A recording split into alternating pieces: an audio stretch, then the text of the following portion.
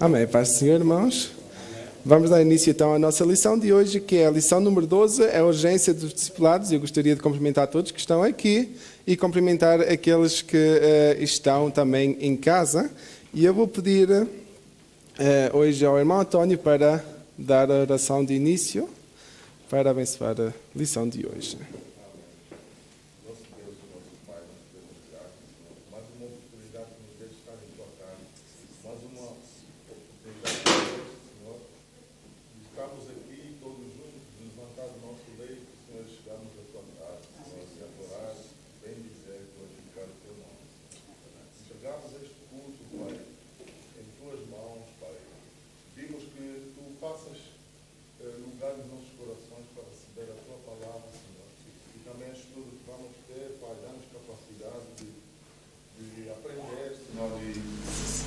E, através da tua palavra, glorificar e bendizer o teu nome. Sim. Em nome do teu filho amado Jesus Cristo, uso o Patrick para a tua honra e para a tua glória. Em nome de Jesus. Amém. Amém. Amém. Podem tomar lugar. Então, como já tinha dito, vamos começar a lição número 12, a urgência do discipulado, que se encontra na página 55, na revista do aluno, e na página 82, na revista do professor. E vamos ler juntos o texto áureo que se encontra em Mateus 28, 19, que diz: Portanto, ide, ensinai todas as nações, batizando-as em nome do Pai, e do Filho, e do Espírito Santo. A verdade prática nos convida a chamarmos de discipulados na fé o aprendizado de um discípulo por meio do seu mestre na igreja para ajudar a desenvolver o seu crescimento espiritual. E vamos ler juntos Mateus 28, 16 a 20 e Atos 2, 42 a 47, que é a nossa leitura bíblica em classe.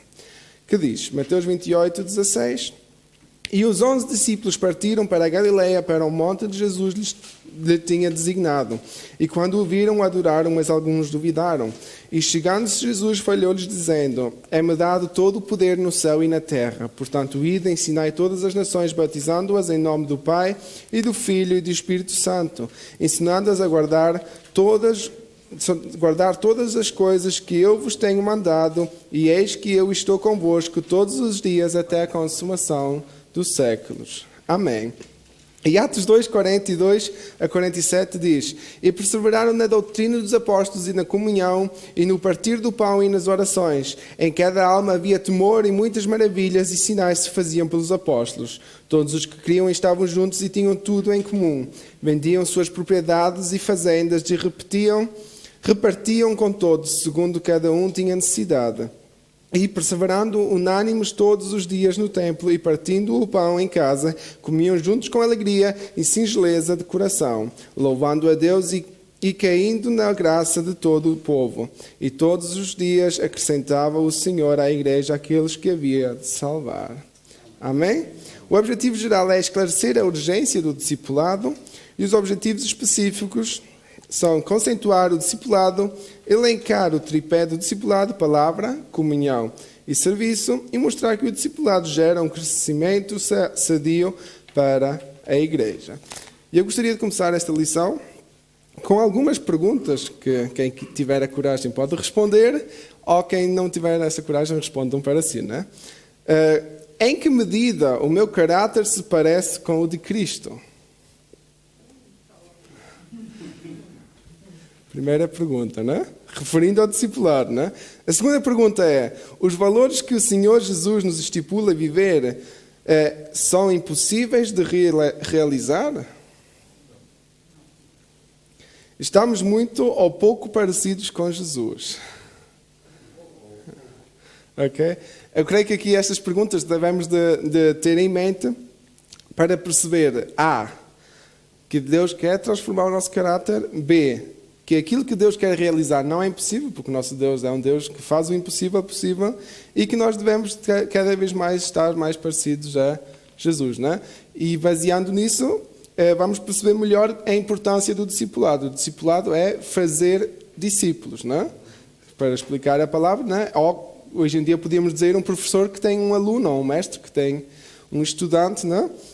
E assim é esse tipo de discipulado, né? Assim como os pais ensinam aos filhos, também podemos chamar como se fosse um discipulado, né? Porque as crianças estão a aprender aquilo que os pais lhes estão ensinando, E assim também temos isso na área espiritual, na área, no contexto bíblico, que é nós, como nós individuais, né? Não é só o que está aqui à frente, né? Não sou o vosso mestre nesse sentido, né?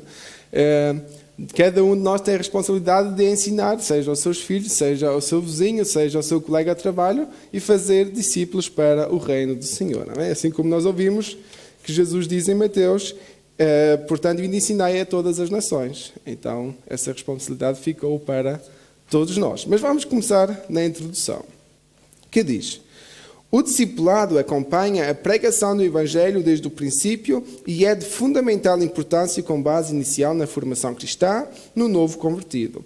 A forma que a igreja local o desenvolverá somará na formação do caráter cristão para o bem ou para o mal.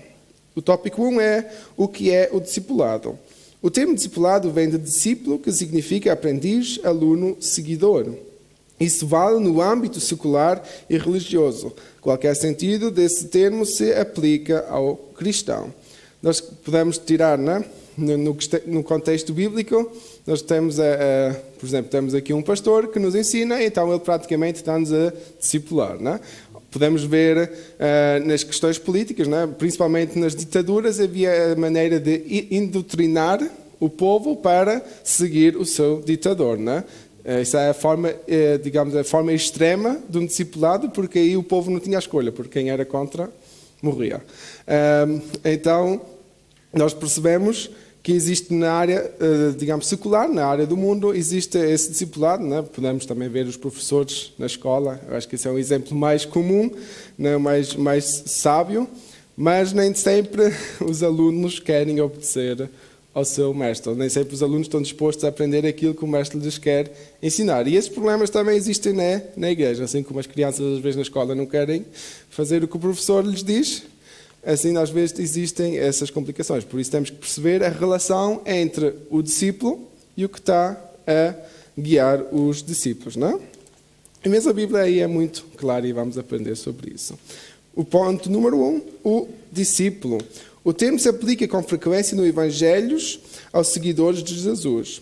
Disso segue o discipulado, ensino para ser seguidor de Cristo, ou seja, é o ensino bíblico básico para o novo convertido desenvolver-se espiritualmente. Trata-se de instruções que abrangem vários aspectos da vida, na área espiritual, emocional e social. O ministro do ensino ocupa espaço relevante no cristianismo. Aparece na lista o Ministério do Ensino, O Ministério do Ensino ocupa espaço relevante no cristianismo, aparece na lista dos dons da graça de Deus. Se é ensinar, haja dedicação ao ensino, como lemos em Romanos 12, versículo 7. Então nós vemos que a Bíblia deixa claro a importância de ensinar a palavra, não é? Nós já aprendemos isso desde o Antigo Testamento, que Deus deixou esse mandamento para o povo de Israel, os pais ensinarem os seus filhos e os filhos ensinarem os seus filhos, para que a mensagem de Deus nunca morra, né? Que não possamos sair dos caminhos que Deus quer para a nossa vida. É mais fácil viver uma vida, digamos, em fé em Cristo, se já desde a infância fomos ensinados nisso, né? Porque se nós digamos, os que são convertidos para a fé, ou os que se converteram mais tarde e tiverem ensinamentos completamente diferentes, para eles vai haver muitas questões que não conheceram assim, porque aprenderam diferente dos seus pais, aprenderam diferentes na sua cultura, e essas alterações, claro que vão fazer a transformação mais complicada. Para quem já teve os ensinos desde a infância, torna-se um pouco mais fácil, mesmo se às vezes depois levamos as coisas não muito a sério. Esse é o perigo que existe quando alguém já desde pequeno, por exemplo, cresceu na igreja. Às vezes não temos essa entrega porque levamos as coisas por ritual, que isso é o outro perigo, né? Temos de ter isso sempre em mente. Então, o discipulado é importante e o discípulo somos todos aqueles que seguimos a Jesus. Segundo ponto, a grande comissão, que foi o que nós acabamos de ler em Mateus 28. É o nome que se dá à comissão que o Senhor Jesus designou para a evangelização das nações. Comissão não é outra, digamos, é uma missão que temos em conjunto, né? Por isso é que fica aqui essa palavra, né? Nós podemos ter uma comissão no trabalho. Quem trabalha na logística até sabe que existe essa palavra no alemão, que é Kommissionieren, que é completar a missão, ou juntar todos os elementos para completar a missão, para depois levar para a banda, né? Então vem do mesmo contexto, é juntar todos os ensinos para completar aquilo que Deus quer fazer na nossa vida, que é a comissão que Ele então nos deixou, a nossa missão de evangelizar. O verbo ensinar, em ensinai todas as nações, ou façam discípulos de todas as nações, como está na nova tradução, é mateteu, fazer discípulo, discipular. O discipulado não é opção, é mandamento divino para a edificação e crescimento espiritual de cada cristão. Além do discipulado, ele também ordenou que esses novos discípulos guardem o que aprenderam, ensinando-os a guardar todas as coisas que eu vos tenho mandado, ou seja, as doutrinas e os pontos doutrinários que Jesus ensinou. O livro de Atos mostra os apóstolos no cumprimento dessa palavra. Ok? Então nós aqui percebemos que Jesus não somente disse para andar a pregar, mas também que as pessoas que se convertam que devem continuar a ser ensinadas, devem guardar esses mandamentos. Então também é nosso dever, não? Como líderes, é nosso dever como alguém que está a discipular alguém, né? Como nós usamos às vezes o termo pai espiritual, né? Alguém que se nós sentimos essa responsabilidade por uma alma, por uma pessoa que converteu-se ao Senhor e que nós temos essa responsabilidade, nós queremos que ela aprenda o mais depressa possível, então nós devemos de ensinar essa pessoa, ok? Não é, olha aí, tens a Bíblia, boa sorte. Não é assim que funciona o discipulado. O discipulado é mesmo um processo que vai demorar muito tempo. Vai demorar... Nós temos que saber aquilo que nós vivemos para poder ensinar aquilo que queremos passar, né? Que a palavra nos ensina, mas também vamos ter que dedicar, porque vão aparecer perguntas, vão aparecer dúvidas, vamos ter que gastar às vezes muito tempo do nosso tempo privado, né? Para ajudar essa pessoa a aprender mais. Nós temos formas diferentes, né? Temos aqui o estudo, que é uma forma de discipulado, né? Digamos que é o discipulado avançado, né? O curso já de grau mais avançado, que é para aqueles que já estão na fé há algum tempo, para poder aprender mais. E temos a nível mais pequenino, né? Os cultos familiares, tanto aqueles que organizam a igreja, como aqueles que se organizam em casa, né? Individual, como família. Isso tudo é discipulado. Isso tudo é passar o ensino que a palavra nos ensinou para o próximo. Sejam os nossos filhos, sejam os nossos vizinhos, sejam os nossos amigos. Isso tudo devemos de ver que são os discípulos que Deus tem colocado no nosso caminho. Então, como nós lemos antes, isso é muito importante. Não só na área espiritual, como também na área emocional e social. Às vezes a pessoa vai chegar a chorar com um problema e isso vai ser um caminho para nós ensinarmos aquilo que a palavra nos ensina sobre esses momentos difíceis que estamos a passar. Às vezes alguém está a passar uma dificuldade social e nós devemos perceber que assim como a igreja primitiva, em Atos dos Apóstolos, dividia tudo, que nós às vezes também, olha, se aquela família está a passar mal, vamos levar um saco de arroz, vamos levar um pacote de massa para ajudar aquela situação a ultrapassar. Não é só, olha, a palavra diz que Deus nos dá a água que nunca mais teremos sede e nós necessitamos da palavra de Deus, que é o nosso pão de cada dia, não é? Mas a pessoa não é por isso que vai ser alimentada, não é? Vai ficar com fome na mesma. Então, discipulado também é ação, não é? Não é só pregar, mas é ação, ser exemplo daquilo que nós estamos a ensinar. Amém? Terceiro ponto, a educação cristã. A doutrina dos apóstolos, que está em Atos 2:42, está dentro do corpo doutrinário que Jesus ensinou aos seus discípulos durante o seu ministério terreno e que depois o Espírito Santo se encarregou de orientá-los. O currículo de qualquer um dos nossos cursos teológicos consta de diversas disciplinas sobre Deus e Jesus, o Espírito Santo e a Trindade, sobre os anjos, o homem e o pecado, sobre a expiação e a salvação, sobre a morte e a ressurreição dos mortos, sobre a sua vinda e a igreja. Jesus falou e ensinou sobre tudo isso e muito mais, com a teologia prática e ética, aquilo que o cristão deve praticar no seu dia a dia. O ensino nesse contexto pode se referir também aos cursos de teologia. Ok? Então nós percebemos que discipulado no seu passo mais avançado, Paz do Senhor, é também educação cristã. Assim como nós temos a nossa educação básica, ou ensino médio, né, na escola, nós temos também a educação cristã. Porque, assim como eu já disse há bocado, alguém que se recém-converteu não sabe o que é que pode, o que é que não pode, o que é certo, o que é errado. Então, assim como uma criança, temos que ensinar passo a passo a conhecer a palavra, né? Jesus nos ajuda, através do Espírito Santo, a tomar essa decisão de seguir, a paz do Senhor, pastor, de seguir a fé e então nós depois, como igreja, devemos ajudar os recém-convertidos a dar esses passos que são necessários, né? Porque vão chegar dúvidas. Até nós temos dúvidas, né? Eu estou aqui à frente, mas não é por isso que eu tenho menos dúvidas do que vocês, né? Há muitas coisas no contexto bíblico que eu também ainda não percebo. Mas o Espírito Santo nos ajuda a perceber a cada dia mais um pouquinho, né? E no momento certo Ele vai revelar aquilo que Ele nos quer mostrar. Por isso é que a teologia, só para dar um parênteses, né? Por isso é que a teologia ainda não acabou.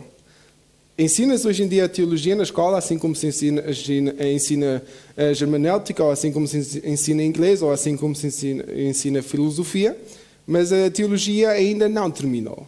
A teologia não acabou no ano 1500, quando foi a reforma de Martinho Lutero, a reforma protestante. Não acabou aí a teologia. A teologia continua porque o nosso Deus é um Deus vivo, é um Deus ativo. Então, enquanto a palavra continua a revelar-se, a teologia continua a modificar-se, porque nós cada vez mais estamos aprendendo mais de Deus. Mas não é porque nós somos mais sábios cada dia mais, mas é porque Deus está a revelar cada vez mais. Eu creio que nenhum de nós imaginaria que podíamos estar num tempo de pandemia, que o mundo ficou parado, como está agora. Nós ouvíamos falar das guerras, né, em que havia tanta confusão de tantos anos atrás, mas nenhum de nós estava à espera que acontecesse algo assim do nada. Mas a palavra já nos tinha revelado isso. Só que Deus, no momento certo, mostrou: a palavra ainda é viva, a palavra ainda é ativa. Aquilo que está escrito tem que acontecer. E isso são as revelações que Deus pouco a pouco nos vai dar. E então a teologia continua também ainda viva, né? Por isso nunca vamos dizer agora que sei tudo, porque Deus amanhã vai nos mostrar alguma coisa e o tudo acabou, né? Mesmo que possamos ser o maior teólogo, nós devemos sempre estar nos educando na fé e na palavra, porque Deus vai continuar a revelar o que Ele queira mostrar, né? Amém? Ok, então o segundo tópico é o tripé do discipulado. Palavra, comunhão e serviço, né? Um tripé, para quem não sabe, é aquilo que está ali a segurar a câmara ou que está a segurar os microfones. São 3 pés, né, que seguram algo. Isso também. Obrigado, irmão. Aqui tem a estante, né, que são 3 pés que seguram um objeto, e aqui nesta questão o tripé do discipulado são os 3 pontos importantes que vão unir o discipulado, ou que vão fazer sentido no discipulado. Essa trilogia, palavra, comunhão e serviço, era a marca da igreja de Jerusalém logo após o Pentecostes. Isso influenciou a maioria das igrejas de todos os lugares e em todas as épocas e continua valendo atualmente. Ponto 1. A palavra. A autoridade das Escrituras é singular e única, pois a sua fonte é o próprio Deus. Elas foram faladas primeiramente pelos profetas do Antigo Testamento e depois pelos apóstolos do Novo Testamento. Os primeiros discípulos perseveraram na doutrina dos apóstolos. Isso quer dizer que eles continuam no aprendizado sob o comando dos apóstolos. Esse ensino se baseava tanto nas Escrituras quanto na própria experiência dos apóstolos, os quais receberam a revelação diretamente de Jesus durante o seu ministério terreno e depois de Pentecostes do Espírito Santo. Na atualidade, não temos os apóstolos em pessoa conosco, no entanto, eles ainda nos ensinam pela palavra de Deus, a Bíblia. Nós falámos sobre isso há 2 ou 3 capítulos atrás, sobre a importância da palavra. E no discipulado é a mesma coisa. É importante nós conhecermos a palavra e é importante nós confiarmos na autoridade, na autenticidade da palavra. Se nós pomos em questão a autenticidade da palavra, se nós duvidarmos de alguma coisa que está aqui escrito na Bíblia, nós nunca vamos poder discipular alguém verdadeiramente. Nós devemos estar claro que não podemos compreender tudo, mas nunca podemos duvidar daquilo que está escrito na Bíblia é falso. Ou nós nunca podemos pensar que alguma coisa que está escrita na Bíblia está errada, ou é um erro, ou é porque o homem traduziu mal. Não. O que está escrito na Bíblia é autêntico, porque foi Deus que inspirou os escritores e foi Deus que inspirou os tradutores, ok? Não é ninguém. Pronto, há traduções que não são autentificadas, né? Aqui em alemão há um exemplo que é a Volksbibel, que foi alguém que se lembrou de meter a Bíblia em uma linguagem atualizada e exagerada, né? Que não foi inspirada por Deus de certeza absoluta, mas os tradutores originais da Bíblia foram inspirados por Deus. Né? E ainda continua a atualização de linguagem, e eu creio que são dirigidos por Deus, porque senão podia haver problemas na tradução, certo? Mas a palavra, então, também no discipulado é algo muito importante. Digamos que é o mais importante, porque sem a palavra de Deus, tudo aquilo que nós estamos a fazer não faria sentido. Não é? E vamos ler 1 Coríntios 2, 12 e 13. E quem tiver, depois possa ter a gentileza de ler. 1 Coríntios 2, 12 e 13.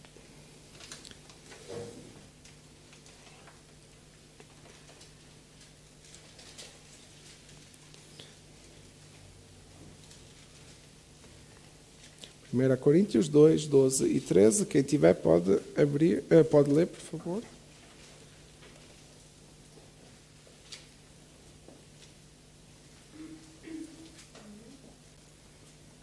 Mas nós não recebemos o Espírito do mundo, mas o Espírito que provém de Deus, para que pudéssemos conhecer o que nos é dado gratuitamente por Deus, aos quais também falamos, não com palavras de sabedoria humana, mas com as que o Espírito Santo ensina, comparando as coisas espirituais com as espirituais.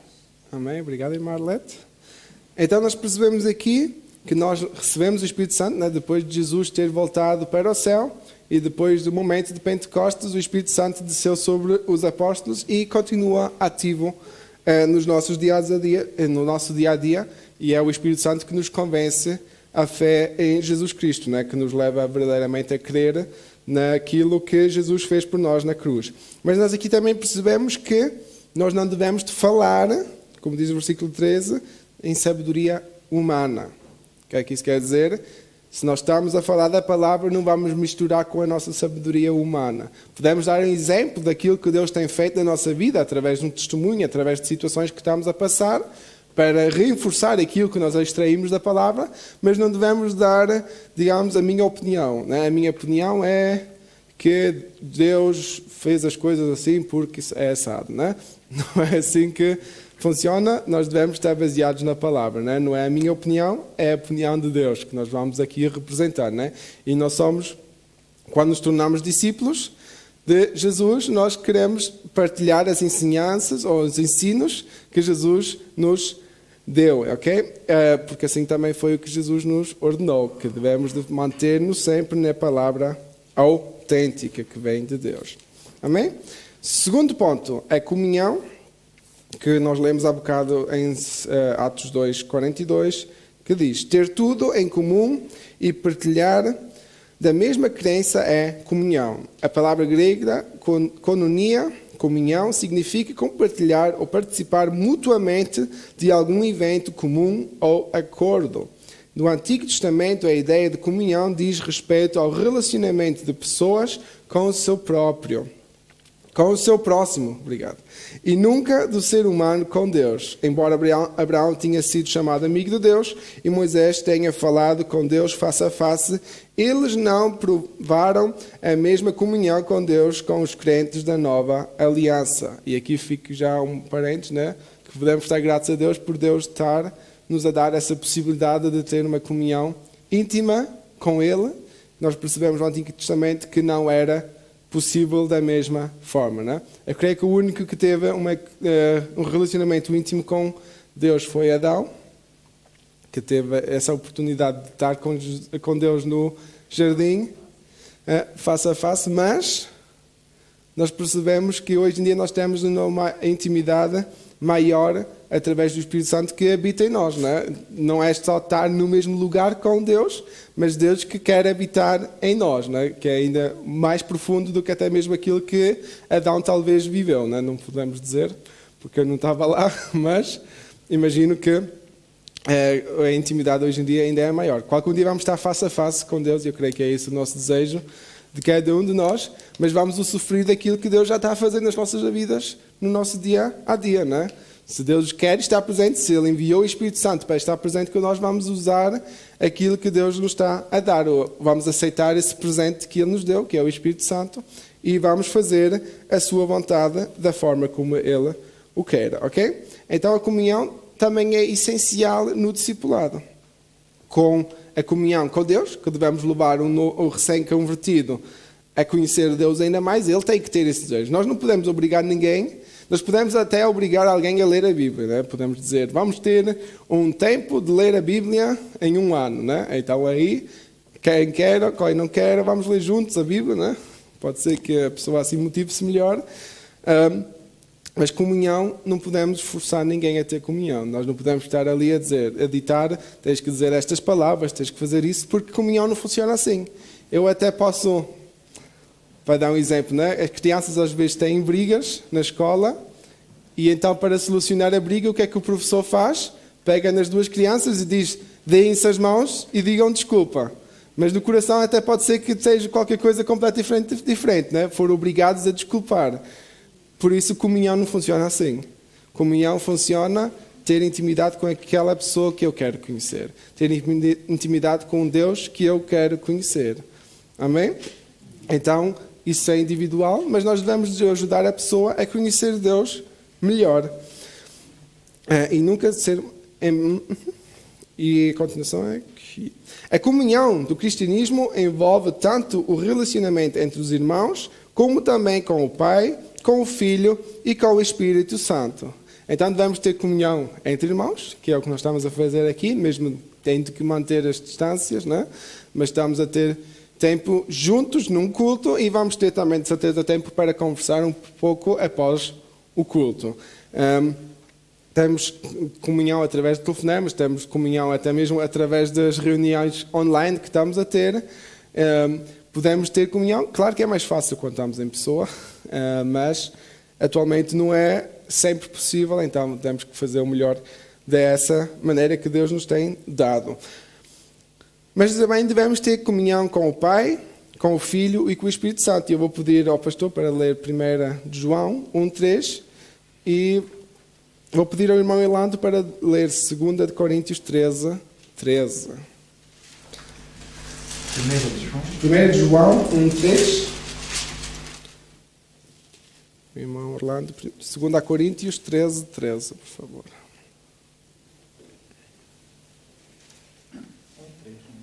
1:3. Nós lhes proclamamos o que vimos, o que ouvimos, para que vocês também tenham comunhão conosco. Nossa comunhão é com o Pai e com seu Filho, Jesus Cristo. Amém? Está aí, pastor. Obrigado. Então nós vemos aí que Deus quer que nós tenhamos comunhão com o Pai e com o seu Filho, Jesus Cristo. Né? Aqui João estava a escrever esta carta, mas Deus deixou essa recomendação para nós buscarmos essa comunhão com Deus Pai e com Deus Filho, que é Jesus Cristo. E o irmão Orlando. A graça do Senhor Jesus Cristo e o amor de Deus e a comunhão do Espírito Santo seja com todos vós. Amém? E aqui nós vemos até interessante, né, que aqui Paulo, na sua despedida, que é a nossa bênção apostólica, ele diz que a graça do Senhor Jesus Cristo, o amor de Deus e a comunhão do Espírito Santo. Aqui até vemos que é o contrário, quem está a buscar a comunhão connosco é o Espírito Santo, né? Mas então nós também devemos ter esse desejo de querer que o Espírito Santo esteja a habitar verdadeiramente connosco e que o Espírito Santo tenha essa comunhão connosco, ok? E então vemos a importância de ter comunhão com o Pai, com o Filho e com o Espírito Santo, né? Como Deus trino, nós devemos buscar as 3 partes para nós. Terceiro ponto, a comunhão na Igreja de Jerusalém. A igreja de Jerusalém, logo nos seus primeiros dias, deu ao mundo uma lição de coinonia, ou de comunhão. O que o texto sagrado diz é que não se trata apenas de compartilhar algo, mas também de unidade. Coração diz respeito ao centro da vida, a mesma inclinação. Alma é a sede de emoções, fala do mesmo afetos e sentimentos. Se nós fôssemos ler em Atos, fala desses dois termos. E todos os crentes tinham o mesmo propósito, a mesma esperança, servindo ao mesmo Senhor. Ok? Então, em comunhão entre irmãos é algo muito importante. Né?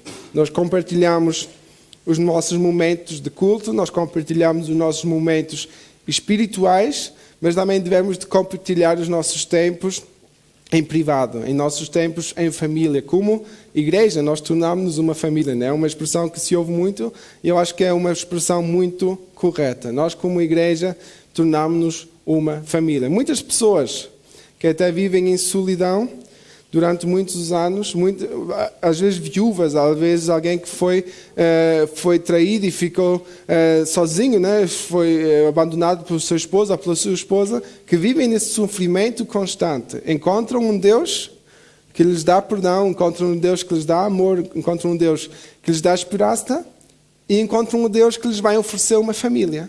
E aí entramos nós. Nós devemos de perceber essa responsabilidade como família. Por isso não nos deve ser igual quando alguém não vem à igreja, não nos deve ser igual quando alguém está a passar mal, devemos de apoiar uns aos outros. Eu creio que nós estamos em bom caminho, né? Nós tentamos ajudar da melhor maneira, mas creio que também podemos ainda fazer mais pelas pessoas que estão, às vezes, se perdendo, não é? Claro que é difícil, porque cada um tem as suas responsabilidades também, mas devemos tirar um pouquinho do tempo, porque nós também queremos que alguém tome um pouquinho de tempo para pensar em nós. Então, se cada um pensar no próximo, vamos também ter sempre alguém que está a pensar em nós. Imaginemos, se nós aqui, como mais ou menos 50, 60 pessoas, tivéssemos... se eu tivesse a pensar nessas 60 pessoas, eu teria também 60 pessoas a pensar em mim. Então, se eu orar por essas 60 pessoas, essas 60 pessoas também vão orar por mim. E assim nos ajudamos uns aos outros na área espiritual, mas também vamos nos ajudar na área social e emocional, que são às vezes áreas que nós não damos a importância, mas creio que são muito importantes, principalmente para criar amizades. Para criar amizades precisamos ter convívio.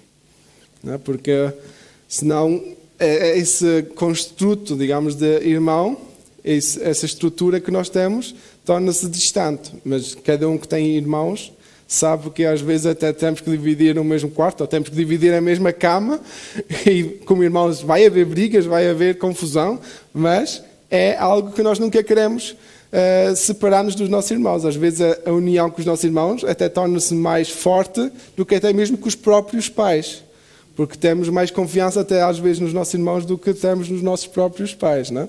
E isso aqui é que deve dizer assim, que nós tenhamos união como irmãos, e neste caso também vamos ter união com o nosso Pai, não é? Porque o nosso Pai é Deus, não podemos reclamar do Pai que temos, não é? Eu creio que é diferente do que com os pais biológicos, que às vezes podem até ser injustos de alguma forma, mas deve servir para o nosso crescimento, não é?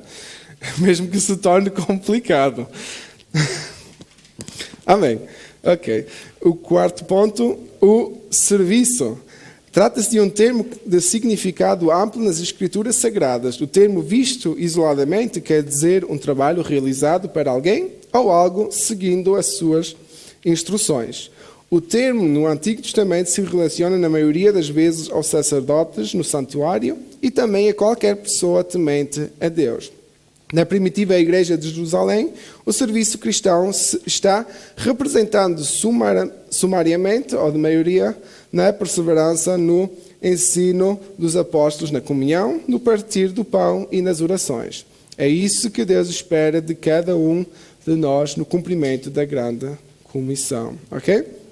Então, o serviço uns aos outros, né? O apoio uns aos outros, o departamento social é algo muito importante. E é bom que estamos a falar sobre esse assunto hoje, porque nós estamos a festejar um ano de, digamos, missão em ação, né? Missão que reativou essa chama em nós de ajudar o nosso próximo.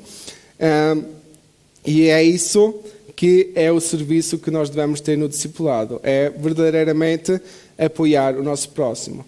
Antigamente, no Antigo Testamento, se falava muito dos sacerdotes, né, que tinham o seu serviço no santuário, né, que tinham o seu serviço na igreja.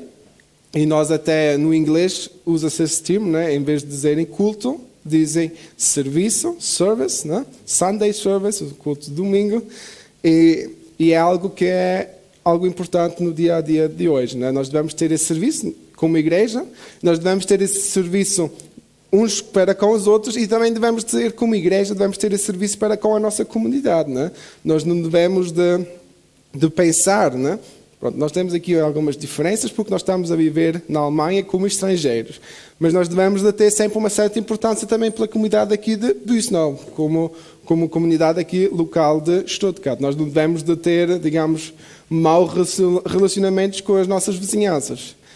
Eu sei que às vezes é difícil porque os vizinhos têm outras opiniões do que as nossas, mas o nosso empenho, o nosso trabalho é ter um bom relacionamento com as nossas vizinhanças. É ter um bom relacionamento, é ter um bom serviço perante as nossas autoridades, seja a polícia, seja os governantes aqui de Stuttgart, seja o principal aqui da Câmara de Büsnau. Isso deve ser o nosso empenho. Nós devemos ter um serviço, uma atividade social regionalmente e devemos ter atividades sociais a nível mundial, né, com as missões. E claro que nós, como pessoas de países diferentes, cada um deve ter o seu empenho. Por exemplo, o nosso pastor tem um empenho na Associação Angolana, então deve também ter esse serviço, não só como presidente da associação, mas também como pastor, como crente, de transmitir os valores da nossa fé também nesse ambiente. Eu, como português, devo ter um empenho para com a cultura portuguesa, com o povo português. É esse o meu serviço, porque é muito mais fácil, dentro da própria cultura, transmitir os valores, não é? Por isso, nós podemos nos unir, e eu acho que é algo muito importante, e nós vivemos num país multicultural, mas nós também devemos sentir a responsabilidade pelos nossos compatriotas, que isso faz parte do nosso serviço de discipulado. Amém? Ok. Então, vamos ao terceiro ponto, o terceiro tópico, que é o discipulado e o crescimento sadio da igreja. A igreja precisa do processo do discipulado para cumprir o propósito da grande comissão. Não se trata de opção, é a ordem de Jesus para a edificação e crescimento espiritual de cada cristão. Primeiro ponto, o crescimento espiritual, o processo do discipulado tem por objetivo instruir o novo convertido sobre os vários aspectos da vida cristã. Todas as pessoas que vêm a Cristo precisam ser discipuladas. Isso porque elas se tornam novas criaturas e passam a viver uma nova experiência. Elas precisam ser ensinadas para o seu crescimento espiritual e amadurecimento na fé. Crescei na graça e conhecimento do nosso Senhor e Salvador, Jesus Cristo. Esse é o crescimento espiritual e sadio. Ok? Então nós temos que ter isso em mente, que o discipulado é algo essencial para o crescimento espiritual de um recém-convertido. Também é essencial para o nosso crescimento, mas principalmente de alguém que se converteu há pouco tempo. Nós muitas vezes tomamos tempo, né, para as pessoas que se acabaram de converter, mas o mais tarde que nós tentamos pelo menos os costumes da nossa igreja, antes do batismo, preparar a pessoa para conhecer tudo aquilo que está para decidir, né? Vai tomar a decisão do batismo. A decisão do batismo para nós, no tempo atual, é publicamente declarar que eu sou filho de Deus, que eu creio em Jesus como Senhor e Salvador. Isso é o ponto do batismo. Então, aí também devemos estar claros daquilo que estamos a fazer. Devemos conhecer os fundamentos bíblicos, devemos conhecer quem é o nosso Deus, né? E tentar explicar da melhor forma. Devemos conhecer quais são o que é certo, o que é errado, o que é bom, o que é mau, o que é pecado. Algo que é muito importante, porque às vezes nós pensamos que é óbvio o que é pecado, mas nem sempre é óbvio. Alguém que vem de uma cultura em que a poligamia é normal, para ele vai ser complicado explicar que Deus vê isso de outra maneira, não é? Então, às vezes parece que é tudo óbvio, mas nem tudo é óbvio, não é? E por isso temos que ter isso em mente. E é importante esse ensino, não é? E por isso nós temos esses estudos antes dos batismos e vamos continuar a orar para que Deus prepare pessoas para termos mais batismos. Nós queremos também crescimento numérico, que é o segundo ponto, mas principalmente que sejam pessoas que estão dispostas a sacrificar as suas vidas para Cristo. E é um sacrifício, não é? Não temos que ser sinceros, não vamos dizer que quem aceitou Jesus a vida vai se tornar fácil, às vezes até vai se tornar mais difícil, porque vamos ter lutas que não tínhamos antes, não é? Vamos começar a ter problemas ou conflitos, talvez, com os nossos colegas de trabalho, que estão em outras opiniões. Vamos, às vezes, ter que dizer não, quando antigamente nós começávamos uma briga, ou ouvimos isso ontem no culto dos homens, às vezes ter que estar calados quando apetecia-nos explodir.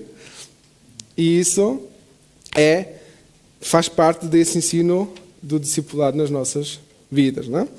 O segundo ponto, o crescimento numérico. O processo do discipulado proporciona à Igreja, além do crescimento espiritual, o crescimento numérico. Note que o propósito da terceira viagem do apóstolo Paulo não foi para plantar igrejas locais, mas para discipular e ensinar a igreja de Éfeso, formar e treinar obreiros para a seara do Senhor. Ele ficou ali durante 3 anos, ok? Então nós vemos, é importante que as igrejas cresçam, sim. Mas é ainda mais importante que as igrejas cresçam em qualidade. Isso quer dizer que os irmãos que estão presentes saibam aquilo que creem. Não estão lá porque sentem-se bem, porque podem dançar, porque podem cantar, porque têm louvor durante 2 horas e uma pregação de Deus é amor 10 minutos. Não é isso que vai nos edificar, não é? O que nos vai edificar é aprender quem é nosso Deus, ter comunhão com Ele, ter comunhão com a igreja, e então é necessário não olhar só para o número, mas principalmente olhar para a qualidade que estamos a viver, aquilo que nós estamos a aprender de Deus. A nossa vida está verdadeiramente a transformar-se. Isso é o ponto mais importante. E então aqui fica claro também o exemplo de Paulo, que não só... Claro que ele plantou muitas igrejas, mas ele também tinha esse interesse, por isso é que ele escreveu tantas cartas, para que as igrejas também continuem a crescer de forma agradável, de forma boa, aprendendo a verdade que vem de Deus e não aprendendo qualquer coisa, não é? Crescer e depois começam a meter rituais, não é? Como houve em Gálatas esse problema e em Coríntios, começar a levar as coisas para o exagero e isso pode trazer problemas, então é importante nós conhecemos a palavra e pregamos a palavra também da forma como Deus quer. O terceiro ponto, para também chegarmos ao fim, que o tempo corre, o exemplo da igreja de Antioquia da Síria. O público da igreja de Antioquia era gentio, identificado como gregos. Os apóstolos de Jerusalém enviaram Barnabé para discipulá-los. Ao se depararem com um grupo de gregos convertidos, ele concluiu que ninguém seria melhor do que Saulo para ensinar esses novos crentes de costumes estranhos. Barnabé não hesitou em buscá-los em Tarso para essa nobre tarefa. Eles discipularam a igreja durante 1 ano inteiro. Assim, desde muito cedo na história do cristianismo, a igreja se preocupa com o discipulado, pois fazer discípulos não é a mesma coisa que fazer membros da igreja. E aí voltamos ao assunto do batismo. Nós não vamos só estar a batizar pessoas para que a nossa membresia cresça, mas sim vamos discipular as almas, vamos discipular as pessoas para que elas possam aprender a palavra. E aqui, o último exemplo fica muito claro, que eu acho que é o exemplo que fica mais para nós. Aqui, Paulo, ou Barnabé, foi para Antioquia e foi pregar numa cultura completamente diferente. E aí entra a nossa vida, né, como igreja, com culturas completamente diferentes. Nós estamos aqui num país que tem uma cultura muito forte, né? A Alemanha tem uma estrutura, uma cultura muito forte, e que às vezes é completamente diferente da nossa cultura, digamos, mediterrânea, ou nossa cultura africana, que leva outras coisas mais a sério do que, às vezes, até mesmo os nossos irmãos alemães. E então aí pode haver conflitos. E o que eu achei muito interessante é a forma como o Barnabé reagiu.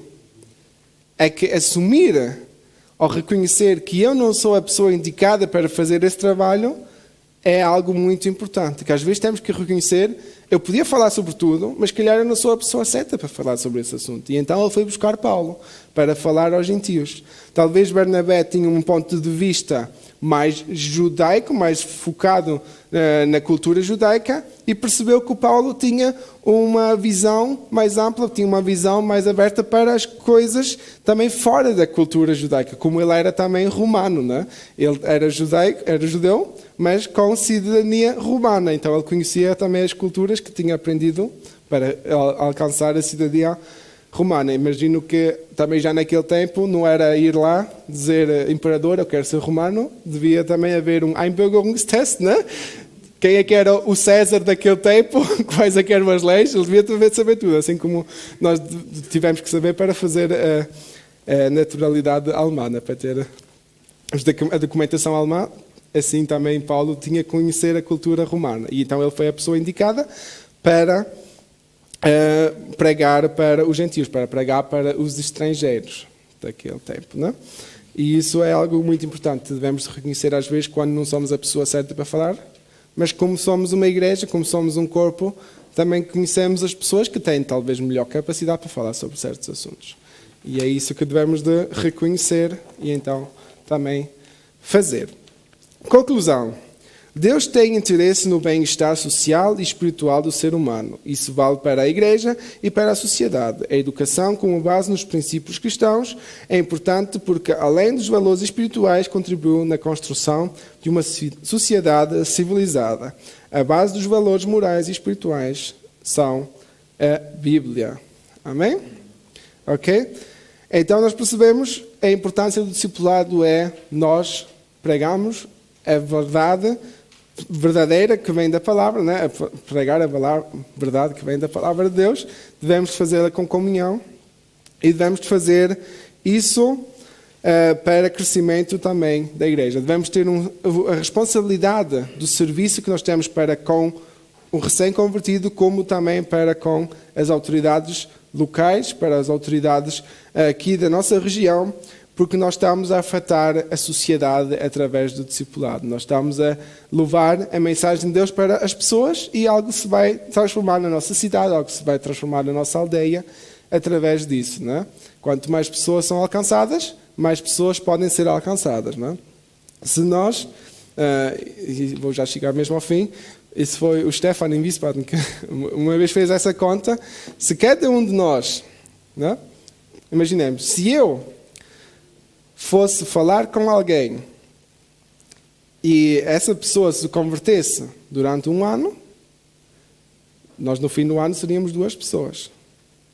Certo? Se essas 2 pessoas, eu e o que acabou de converter, continuasse isso no próximo ano, no fim desse ano nós seríamos 4. Se continuarmos isso em 10 anos, nós teríamos uma igreja com mais de 1000 pessoas. E porquê é que a nossa igreja não tem tantas pessoas? Porque às vezes não levamos o discipulado tão a sério como devemos. E a pandemia pode ser um impedimento, mas eu creio que aqui o que devemos tirar de lição desta lição é que nós devemos de voltar o foco ao discipulado. Nós devemos de voltar o foco. Talvez não temos capacidade ou não temos tempo de ir para as ruas evangelizar, fazer campanhas evangelísticas. Talvez não temos esse tempo. Talvez não temos essa oportunidade também devido à pandemia, mas quem é que nos impede de falar com a nossa vizinhança? Quem é que nos impede de falar com a nossa família?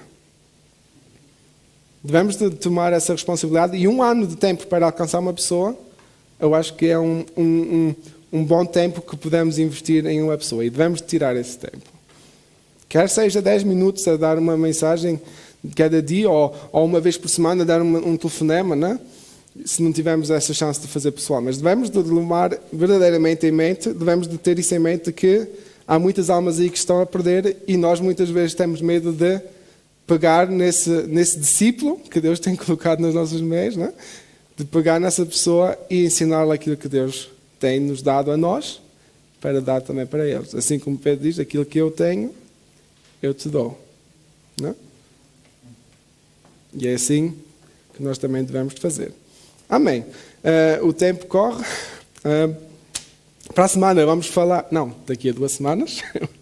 Vamos falar em voltados os olhos para a bendita esperança, que é a lição número 13 e também já é o fim do nosso estudo deste trimestre. Se as revistas novas não chegarem até daqui a 3 semanas, nós ainda vamos acrescentar o tema que nós falámos sobre as religiões, né? As religiões diferentes, para ter um bocadinho de introdução àquilo que acontece à nossa volta, né? Não só conhecer o nosso contexto cristão, mas também conhecer os contextos, principalmente das religiões asiáticas, das religiões que existem aqui também, digamos, assim, mais conhecidas em Europa, assim como o islamismo, assim como, digamos, seitas que são derivadas do cristianismo e assim como também o budismo ou o hinduísmo, que são as mais conhecidas aqui na área, porque religiões há muitas. Eu tenho lá em casa o livro, são mais de 50 religiões que estão lá mencionadas, fora todas aquelas que são indígenas, né? Eu creio que os irmãos que vêm dos países africanos ainda devem saber que existem ainda muito mais religiões e crenças, principalmente nesses países, né? Que nós nem conhecemos, mas cada país tem o seu costume, tem as suas culturas que podemos tratar como religiões, né? Quando fixamos-nos nisso como base superior de tudo. Então vamos falar sobre esses assuntos também, se tivermos então esse tempo. Ok, se não houver mais perguntas, creio que chegamos ao fim e eu passo ao pastor. Que Deus vos abençoe.